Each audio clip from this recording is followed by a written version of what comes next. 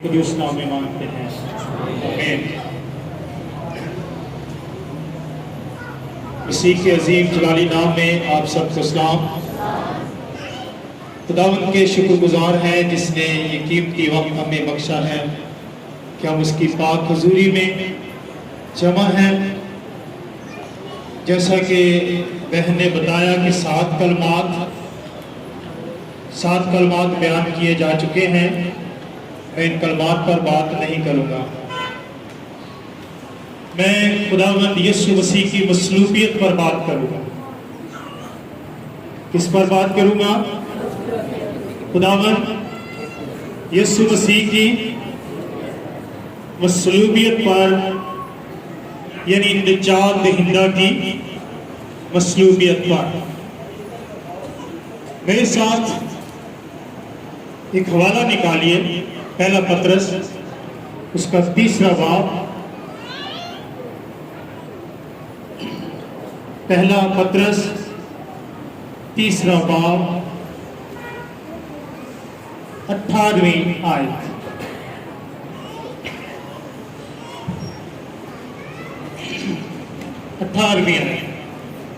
बड़े गौर से सुनिएगा, क्योंकि ये कलाम हमारी जिंदगी है और ये सच्चाई हमें आजाद करती है। जी, इसलिए कि मसीह ने भी यानी रास्तबाज ने नारास्तों के लिए गुनाहों के बाइस एक बार दुख उठाया ताकि हमको खुदा के पास पहुंचाए। वो जिस्म के एतबार से तो मारा गया, लेकिन रूह के एतबार से जिंदा किया गया। शुक्रिया। खुदावंद के पाक कलाम के पढ़े सुने समझे अमल किए जाने और कबूल किए जाने पर खुदावंद की बरकत हो।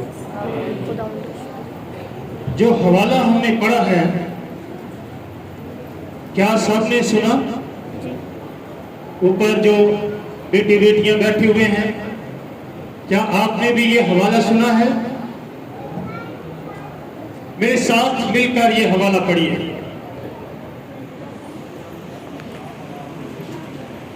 इसलिए कि मसीह ने भी यानी रास्तबाज ने नारास्तों के लिए गुनाहों के बाइस एक बार दुख उठाया ताकि हमको खुदा के पास पहुंचाए। वो जिस्म के एतबार से तो मारा गया, लेकिन रूह के एतबार से जिंदा किया गया। अब आपको गुड फ्राइडे की समझ आ गई होगी कि गुड फ्राइडे या मुबारक जुमा ये सोग का दिन नहीं है। ये सोग का दिन नहीं है, ये मातम का दिन नहीं है, क्योंकि हमारा खुदावंद, हमारा मसीहा अगरचे मारा गया, अगरचे उसने दुख सहा, अगरचे सलीब उसे दिया गया, लेकिन वो रूह के एतबार से तीसरे दिन मुर्दों में से जी उठा। बहुत से लोग रवायती मसीही हैं, वो रवायात को पूरा करते, रवायात के मुताबिक चलते हैं कि जुमा के दिन जी हमने गोश्त नहीं खाना, क्योंकि जिस दिन मसीह मसलूब हुआ है, जुमा के दिन जी काले कपड़े पहनने हैं ताकि हम सोगवार हो जाएं, हम मातम करें, हम अफसोस ज़दा हो जाएं। ये नहीं है, बल्कि हम इसको क्या कहते हैं जुमे के दिन को? तो गुड फ्राइडे ऐसे गुड फ्राइडे होता है? गुड फ्राइडे ऐसे होता है कि मातम हो उस दिन, सोग हो उस दिन काले कपड़े हो उस दिन, रवायात हो। इसको गुड फ्राइडे कहेंगे आप लोग? जी, हालेलुया। गुड फ्राइडे तो आपकी निजात का, आपकी मखलसी का, आपकी छुड़ाने का दिन है। हालेलुया। हमने खुदा के जिंदा कलाम में पढ़ा, इसलिए मसीह ने भी यानी रास्तबाज ने मसीह ने यानी रास्तबाज ने नारास्तों के लिए, किन के लिए?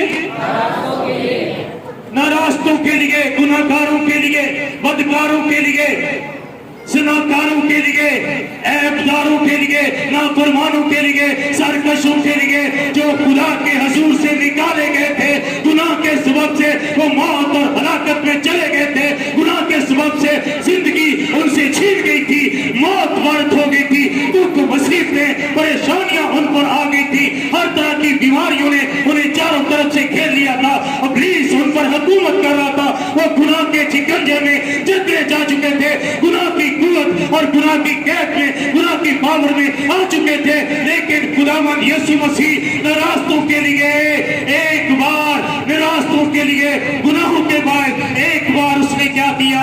दुख उठाया, निरास्तों के लिए दुख उठाया, ताकि गुनाह की कुव्वत को तोड़ डाले, गुनाह के बंधनों को तोड़ डाले, इंसान को गुनाह की कैद से, गुनाह की गुलामी से, मौत की गुलामी से रिहाई दे दे। Hallelujah, hallelujah. उसने दुख उठाया किनके बायस? किनके बायस? बोलिए, किनके बायस दुख उठाया?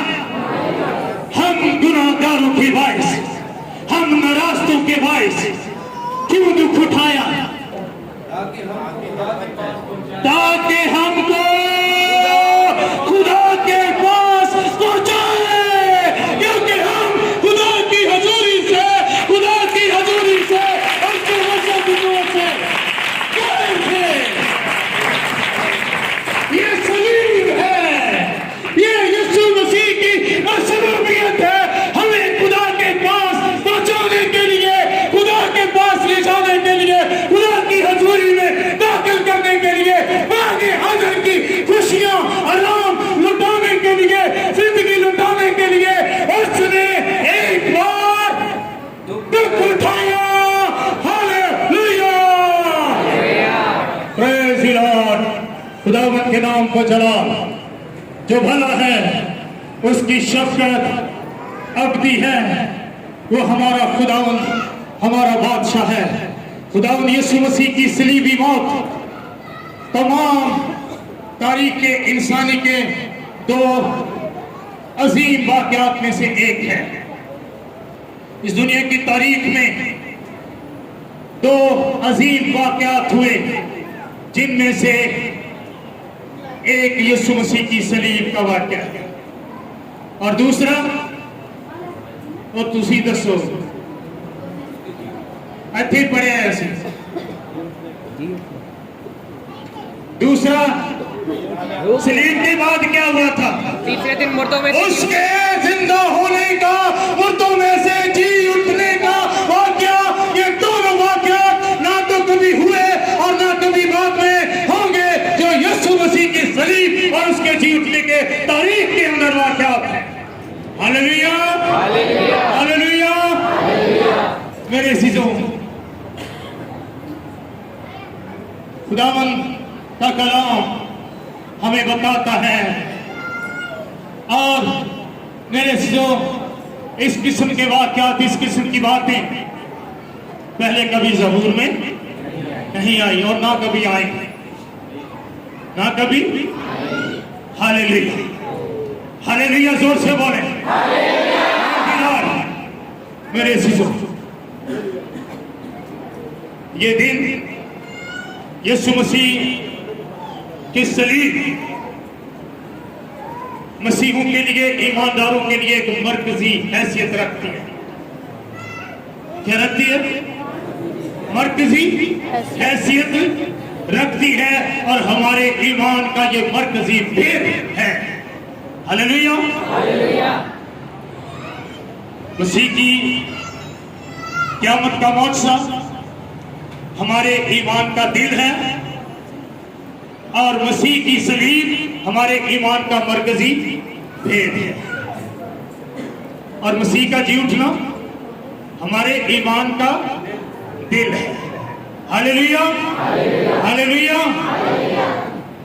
दर हकीकत मसीह का जी उठना ही, जो सलीब के राज को खोलता है। मसीह का जी उठना सलीब के राज को, सलीब के भेद को खोलता है। हालेलुया।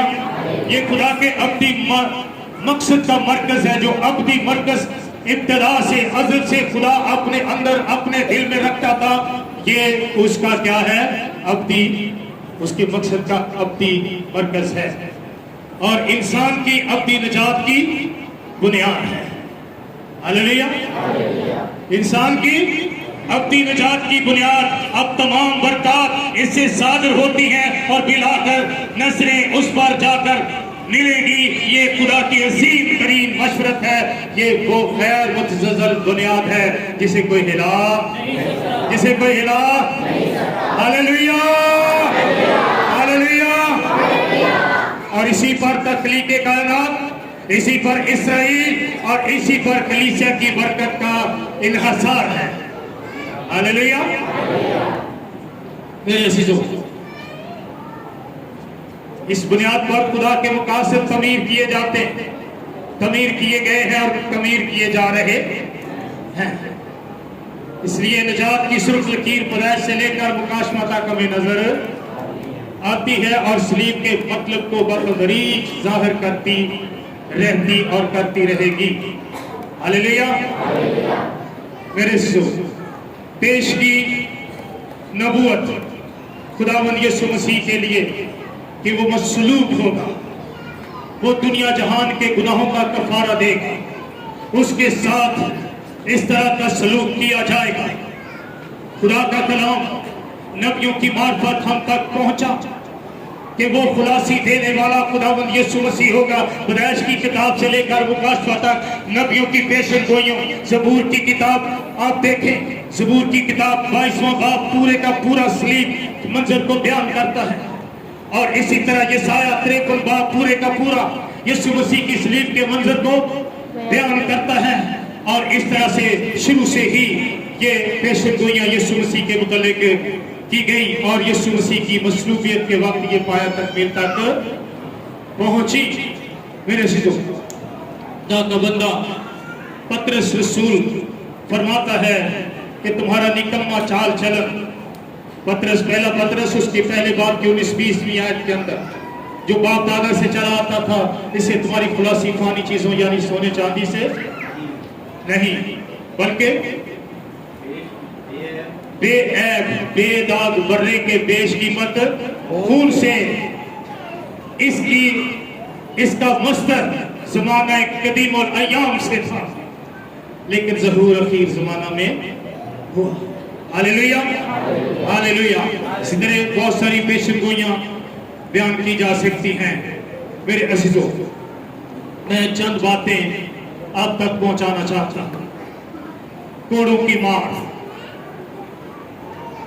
कोड़ों की मार और खून का बहाया जाना।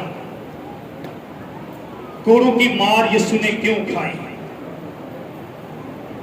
अब जानते हैं कि वो कोड़ा जो रूमी सल्तनत के अंदर इस सजा के लिए था, उस कोड़े के अंदर हड्डियां होती थी, हुक्के होती थी, जैसे कुंडी होती है, कांटा होता है।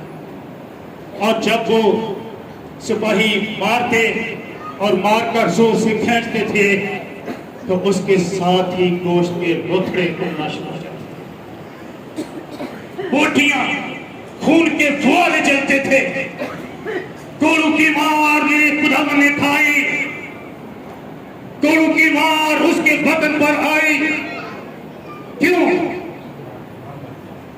हमारी खताओं और हमारी बदकदारियों के बायस, हमारे गुनाहों के बायस, हमारी नाराजगी के बायस कि हम गुनाहों से छुड़ा लिए जाएं, गुनाहों की कैद से, उसकी गिरफ्त से, उसकी कुव्वत से छुड़ा लिए जाएं, क्योंकि गुनाह की पावर, गुनाह की कुव्वत इस कदर बड़ी है कि कोई भी शख्स किसी भी इंसान को गुनाहों की गिरफ्त से आजाद नहीं करा सकता था। यीशु मसीह जो कोड़ों के लिए, कोड़ों की मार खाने के लिए इसने अपना बदन पेश कर दिया और उसके बदन पर कोड़ों की बरसात हुई, ताकि इन कोड़ों की मार से मेरे और आपके गुनाह जो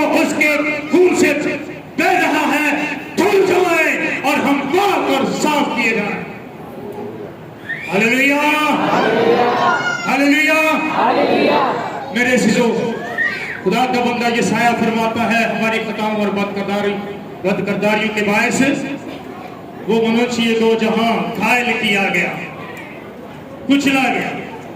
क्या किया गया? घायल किया गया, कुचला गया। हमें सलामती बख्शने के लिए, गुनाहों से निजात देने के लिए उस पर कोड़े बरसाए गए और उसका खून बहाया गया। इसका सबूत यीशु मसीह ने अपनी जमीनी खिदमत के दौरान भी दिया कि गुनाहों की माफी मेरे पास है, निजात मेरे पास है। मैं निजात देने के लिए, गुनाहों की माफी के लिए तुम्हारे पास आया।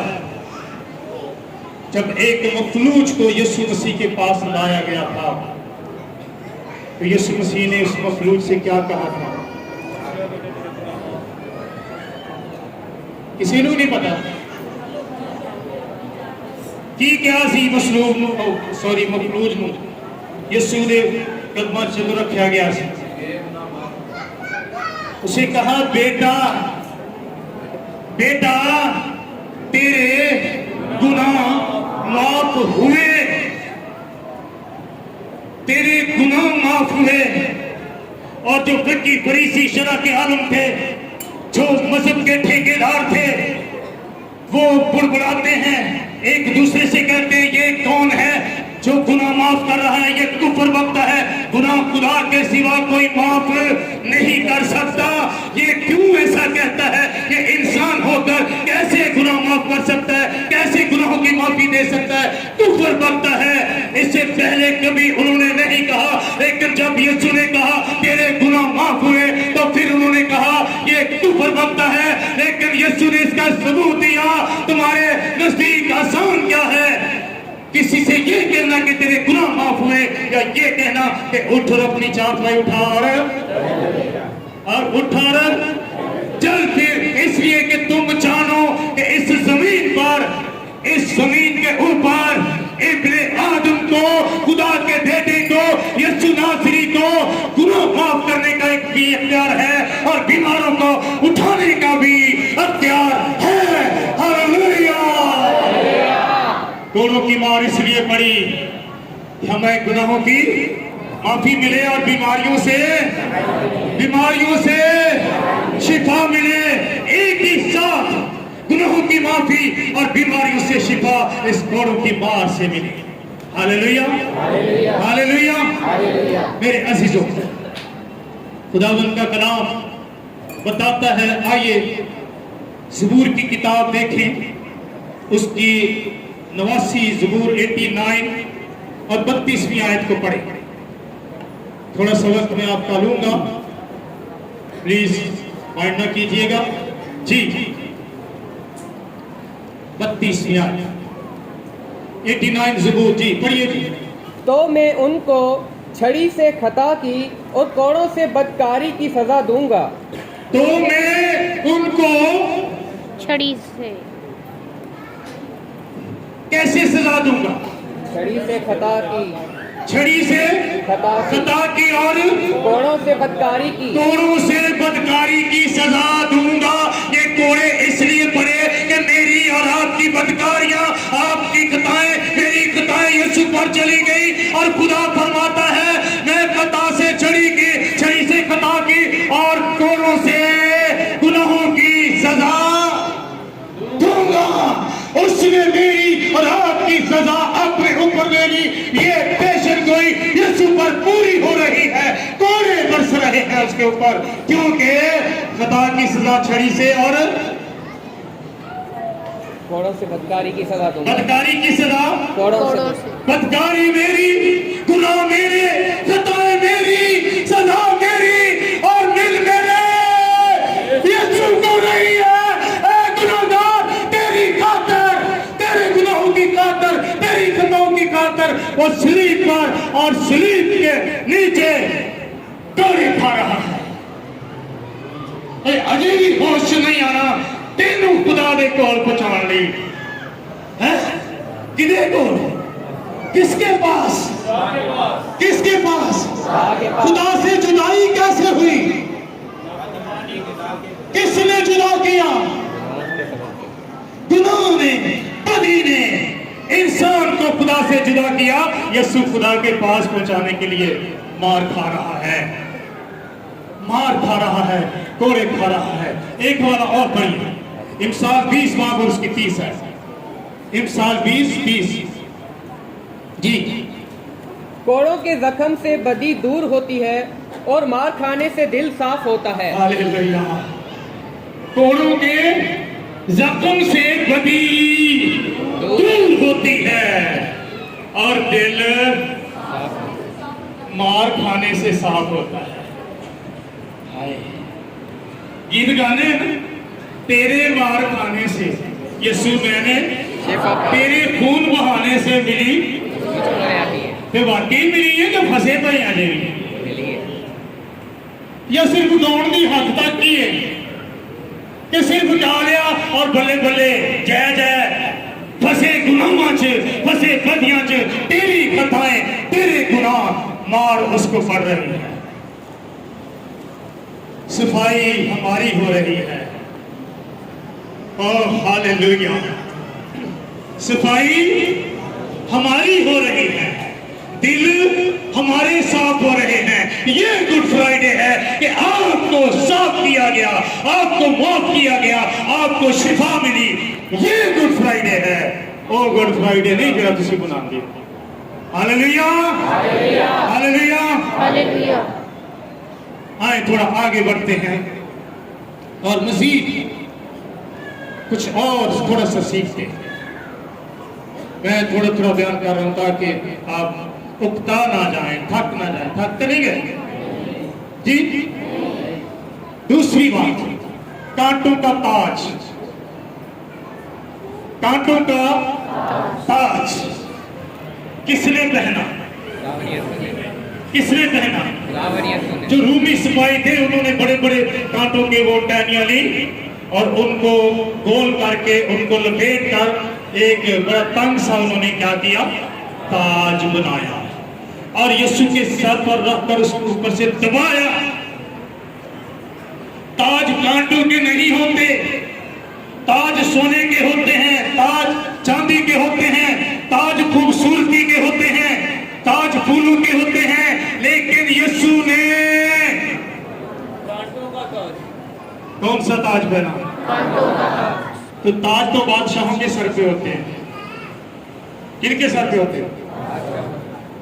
बादशाहों के सर पे होते हैं। और यीशु के सर पे ताज है।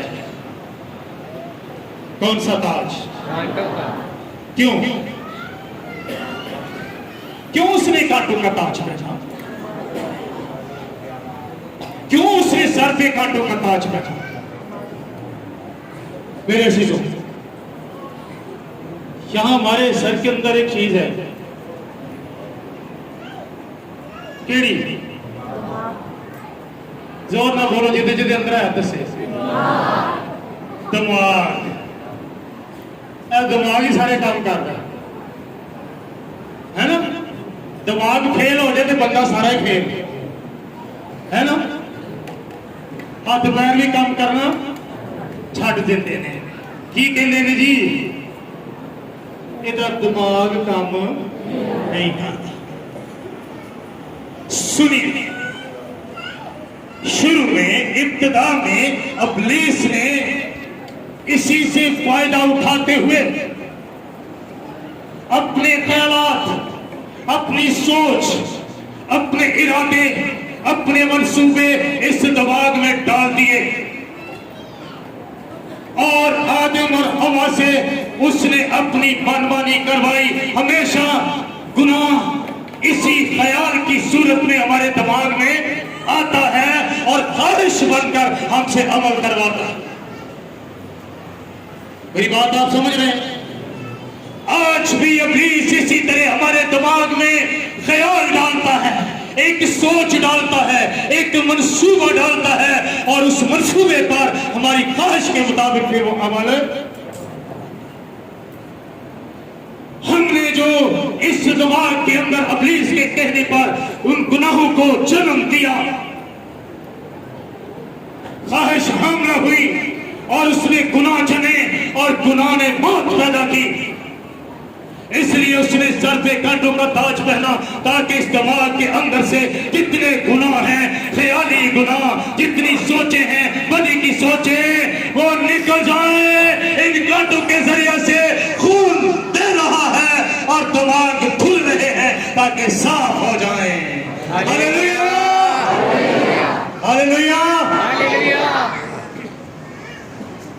जे ते धुल गए थे ना दिमाग, तो फिर कभी सोचा कि भी नहीं गुनाह, बल्कि पाकीज़गी, पाकीज़गी, खुदावंद की फर्माबरदारी, उसकी पैरवी और उसके पीछे चलना हमारा मंसूबा बन जाएगा, हमारी रीत बन जाएगी, हमारी आदत बन जाएगी।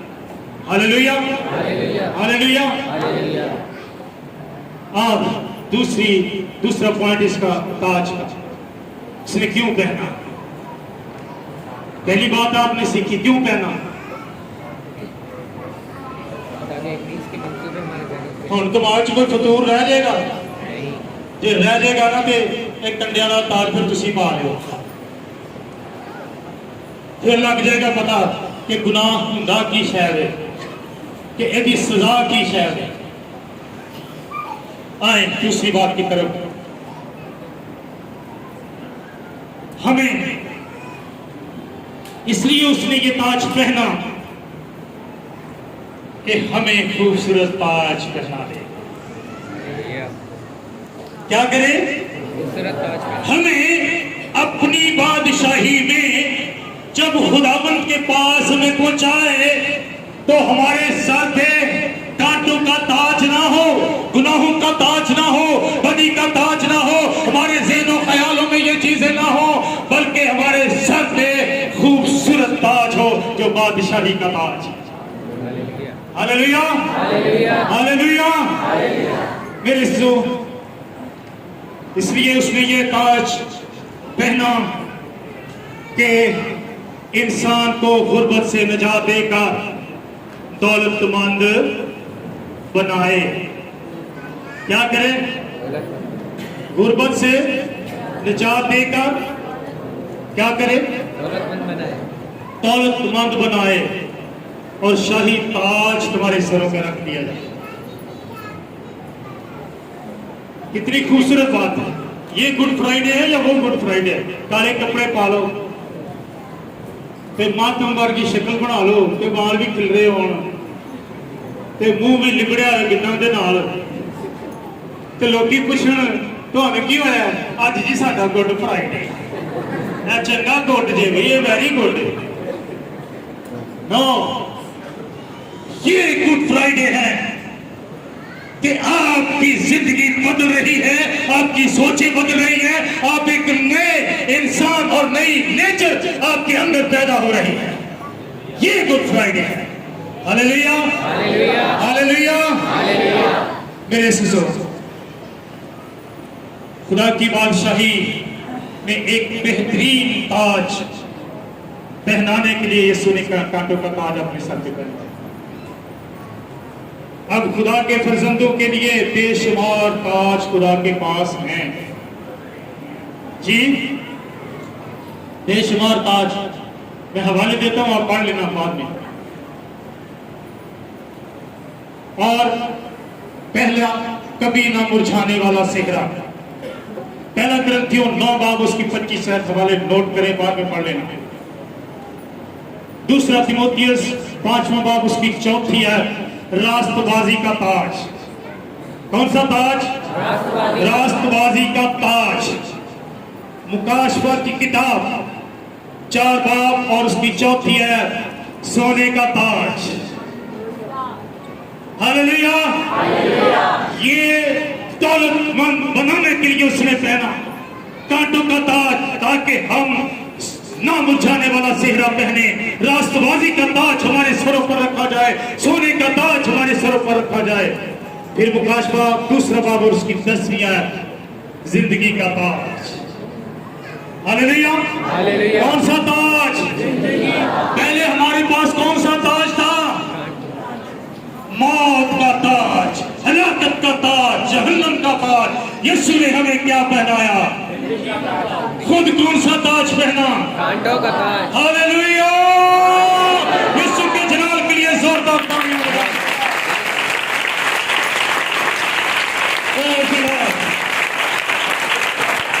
Hallelujah, hallelujah.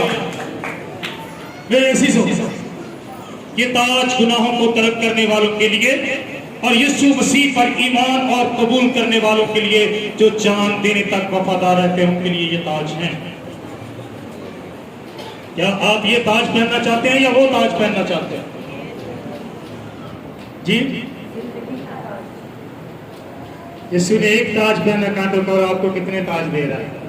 जिंदगी के, राष्ट्रवादी के, पाकीज़गी के, ना मुरझाने वाले, सोने के। हालेलुया। मेरे अजीजों, ये बड़ी खुशी की बात है, मुसर्रत की बात है। आपको खुदा यीशु मसीह के शुक्रगुजार होना चाहिए, जिसने आपका कांटों का ताज अपने सर पर पहन लिया और आपको तरह तरह के खूबसूरत ताज अता किए। Hallelujah, hallelujah.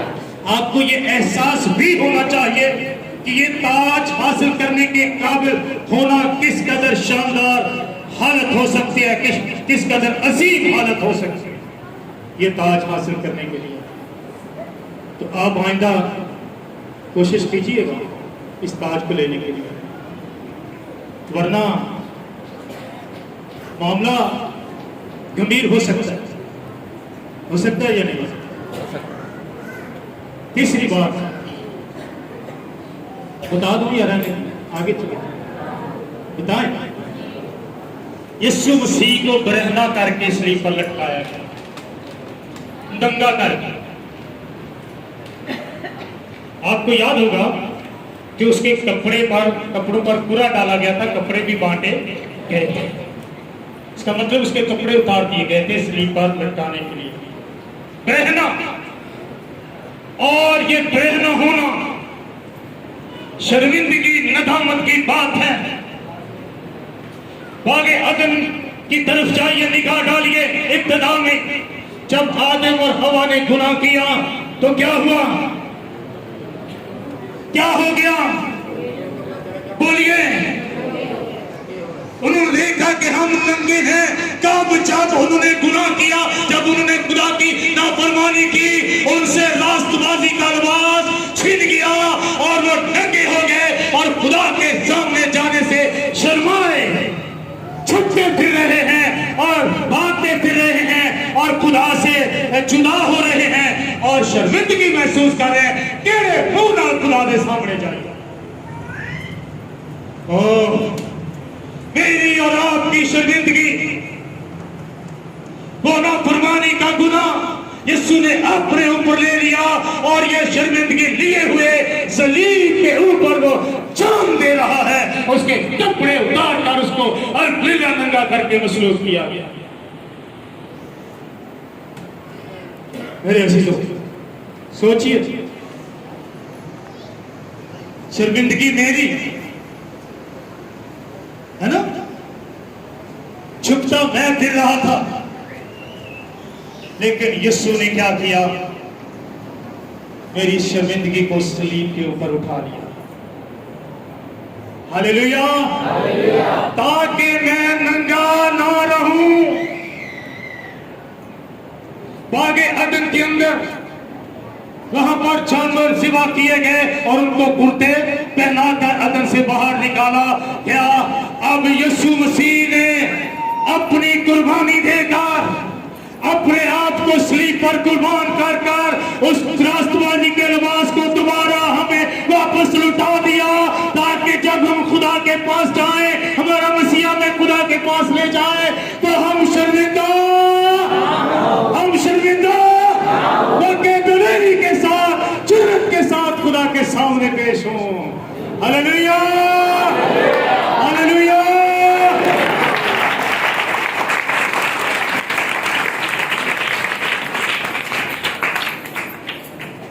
मेरे अजीजों, अब खुदावंद यीशु मसीह ने हमें कौन सा लिबास दिया है?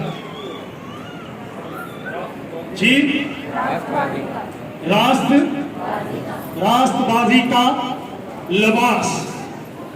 और ये राष्ट्रबाजी का लिबास प्लीज आलूदा ना होने दीजिए। इसको गंदा ना होने दीजिएगा। ये यीशु के खून से धुला हुआ लिबास है। Hallelujah, hallelujah. मेरे सिसो मुकाशवा में लिखा है, मुकाशवा 3 बाब उसकी 4-5 आयत के अंदर कि रास्तबाजी का लिबास, सफेद पोशाक उसने अपने लोगों को बख्शी। फिर लिखा है एक बहुत बड़ी भीड़ सफेद जामे पहने हुए बर्रा के तख्त के सामने खड़ी है, जिन्होंने अपने जामे बर्रा के खून से धोकर सफेद कर लिए हैं। अब वो बर्रा के तख्त के सामने, खुदा के तख्त के सामने खड़े हैं। यीशु ने ये लिबास हमें सलीब पर अपने आप को मसरूफ करके हमें बख्शा। Hallelujah, hallelujah. रास्तबाजी का लिबास, सफेद लिबास, और फिर शादी की ज़ियाफत का लिबास है। कौन सी शादी की? जो किसी ब्याह शादी ते जाते हो कहते कपड़े पा के जाते हो, गंदे बंदे फटे पुराने कुछ केंजरे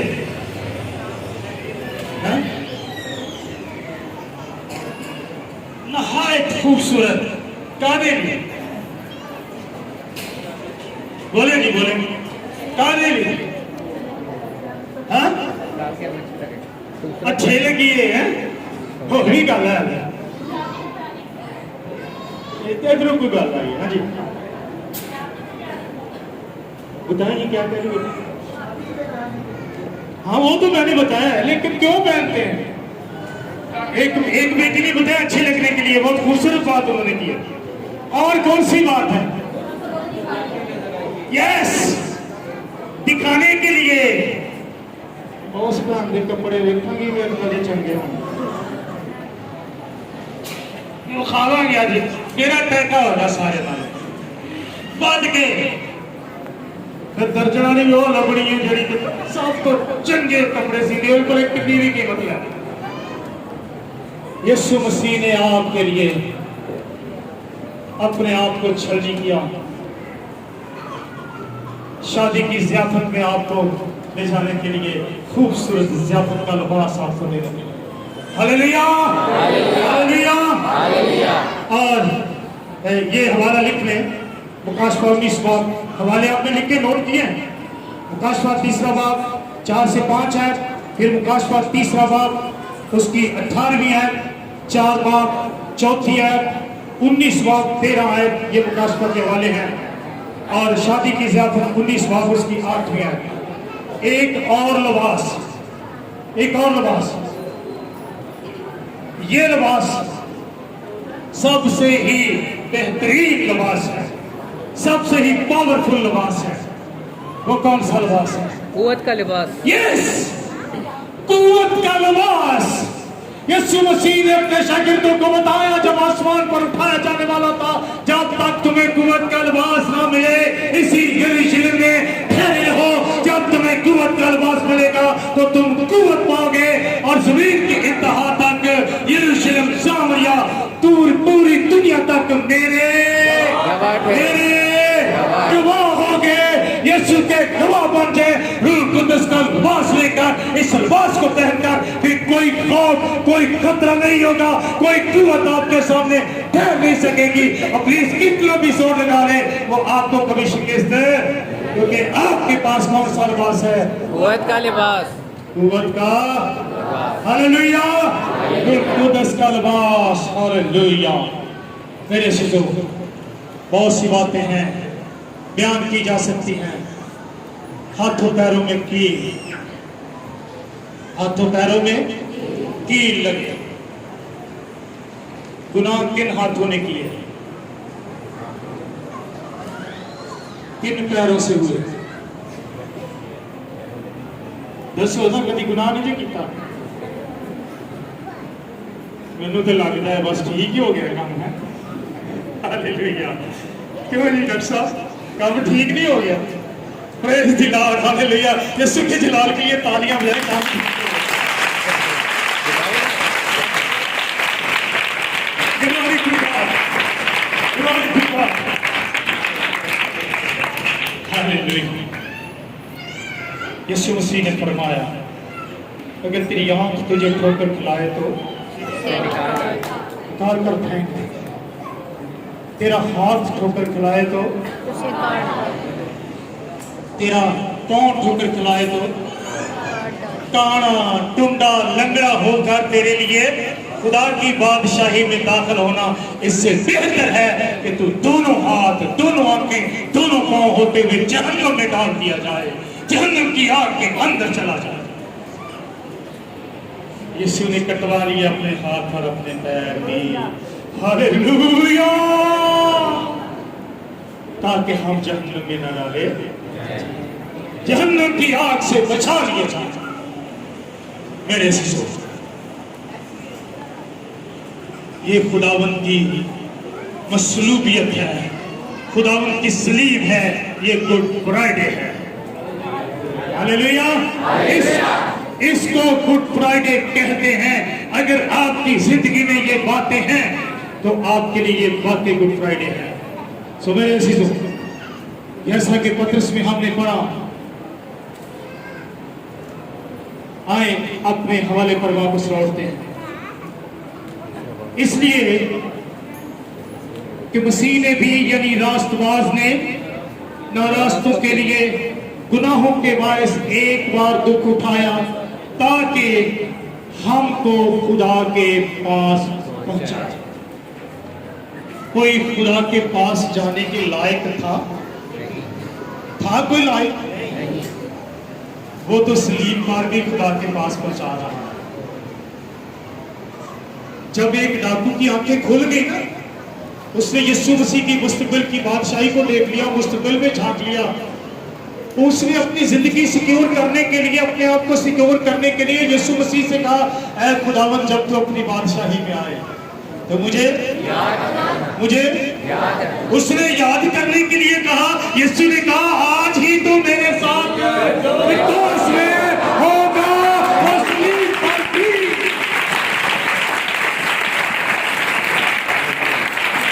ये सलीब है, ये गुड फ्राइडे है, लोगों को खुदा के पास पहुंचाना। जब मेरा दोस्त ने कहा कि भी मैं तो इसमें कोई गुनाह नहीं पाता, मैंने तहकीक की है, मैंने तफ्तीश की है, मैंने जांच पड़ताल की है, छानबीन की है, अच्छी तरह छान लिया है, इसमें तो कोई ऐसा गुनाह कत्ल के लायक नहीं कि मैं इसको सलीब पर चढ़ा। मैं हर ईद पे एक मुजरिम को छोड़ दिया करता हूं, तुम किसे चाहते हो मैं छोड़ दूं? तो उन्होंने क्या कहा, किसको छोड़ दे? बराबा कौन था? बराबा डाकू, बागी, कातिल, खूनी था और सजाए मौत उसका नसीब थी। लेकिन यीशु ने बराबा से कहा, बराबा, आज मैं तेरी खातिर सलीब पर चढ़ूंगा,